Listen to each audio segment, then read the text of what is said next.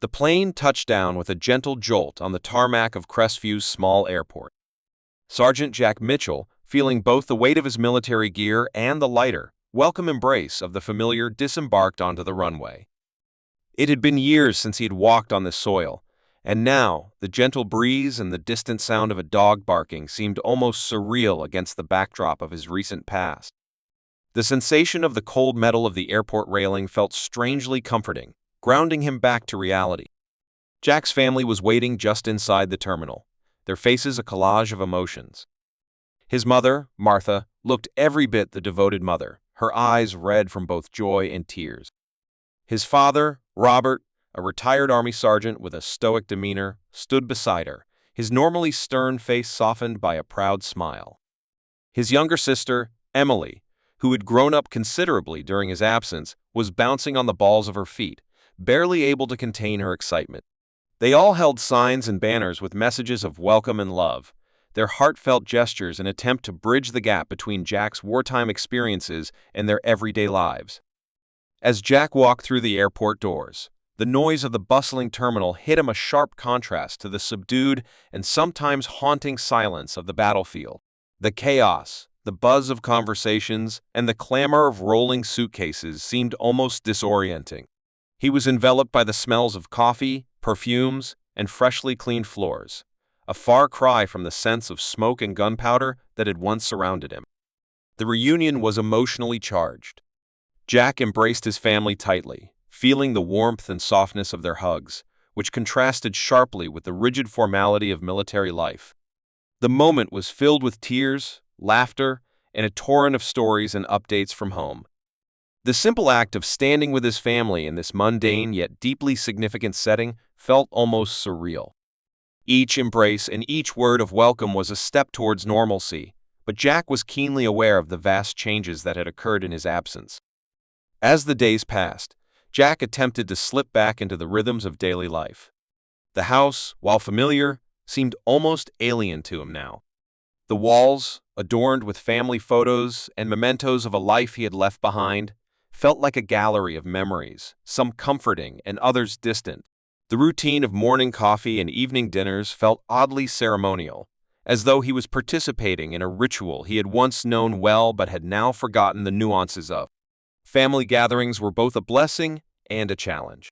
Jack's mother busied herself with preparing favorite dishes, hoping to recreate the comforts of home. The kitchen, filled with the aroma of roasted meats and freshly baked bread, was a stark contrast to the field rations and military meals he had grown accustomed to. Jack would sit at the table, trying to engage in conversations about local news, school updates, and community events, but his mind often drifted back to the experiences he had left behind. The disconnect was palpable. Conversations about everyday life felt superficial in comparison to the complex, often harrowing realities Jack had faced. Small talk about neighborhood gossip or school events seemed trivial against the backdrop of his wartime experiences. Jack struggled to bridge this gap, feeling as though he was speaking a different language from those around him. He was eager to connect, but found himself grappling with a sense of isolation. Jack's father, Robert, had his own way of dealing with the situation. Having served in the military himself, Robert understood the struggles of reintegration, but his approach was pragmatic. He offered Jack practical advice, emphasizing the importance of patience and gradual adjustment. They spent time together working on small projects around the house, like fixing a leaky faucet or building a new bookshelf. These tasks, though mundane, provided Jack with a sense of accomplishment and helped ease the transition.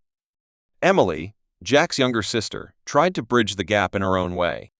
She organized small family outings, taking Jack to the local park or the coffee shop they had frequented before his deployment. These outings, though initially uncomfortable, slowly became moments of reconnection. Jack began to appreciate the simplicity and comfort of these activities, allowing him to slowly re-immerse himself in the world he had once known.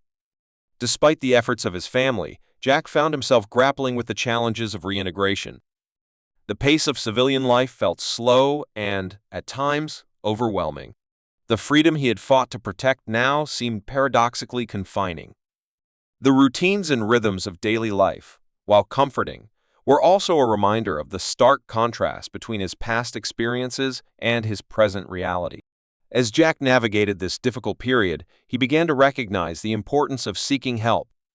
The emotional and psychological toll of his experiences began to weigh heavily on him, and he understood that adjusting to civilian life would require more than just time. It required support and self-awareness.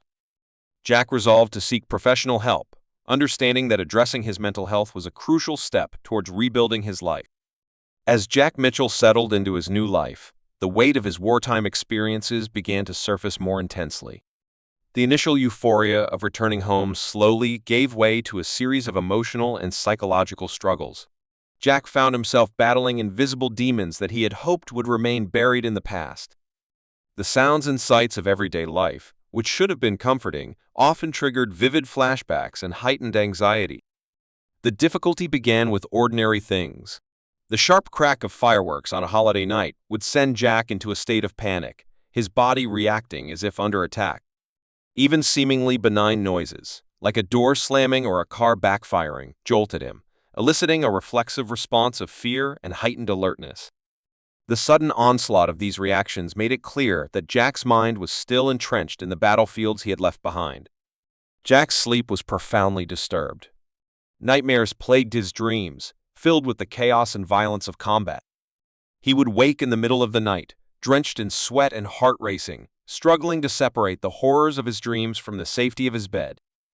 The lack of restful sleep contributed to his growing sense of frustration and isolation, as he found it increasingly difficult to maintain focus and engage in daily activities. Recognizing the severity of his symptoms, Jack made the courageous decision to seek professional help. He contacted Dr. Laura Evans, a therapist specializing in trauma and PTSD. The first few sessions were challenging. Jack had to confront the pain and trauma he had been trying to suppress. Speaking about his experiences, including the loss of friends and the moral complexities of war, was both painful and cathartic. Dr. Evans employed various therapeutic techniques to help Jack manage his symptoms. Cognitive behavioral therapy, CBT, was used to address negative thought patterns and help Jack develop coping strategies.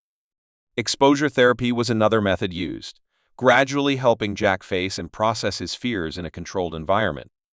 While these therapies were not a quick fix, they provided Jack with tools to better understand and manage his reactions. In addition to individual therapy, Jack joined a support group for veterans. The group sessions offered a space where he could share his experiences with others who had faced similar challenges. The camaraderie and understanding he found in these meetings were invaluable. Hearing other veterans speak about their struggles and recovery provided Jack with a sense of validation and hope. He realized that he was not alone in his experiences and that the journey to healing was shared by many. Jack's interactions with his family also evolved during this period. His parents and sister were learning to navigate the complexities of Jack's emotional landscape. They attended family counseling sessions together, which helped them understand the nature of PTSD and how best to support Jack. Through these sessions, Jack's family learned to offer compassion and patience, recognizing that his struggles were a part of his journey and not a reflection of his love for them. Despite the progress, Jack faced setbacks. There were days when he felt overwhelmed by the weight of his memories and the challenges of his current situation. The struggle to balance his need for solitude with his desire for connection was a recurring theme. Jack often retreated to his room or took long walks alone, seeking moments of peace and reflection amidst the chaos of his thoughts. Chapter 3: Rebuilding and Moving Forward. Gradually, Jack began to see glimmers of hope as he continued his journey of healing and reintegration. His decision to volunteer at a local veterans organization marked a turning point.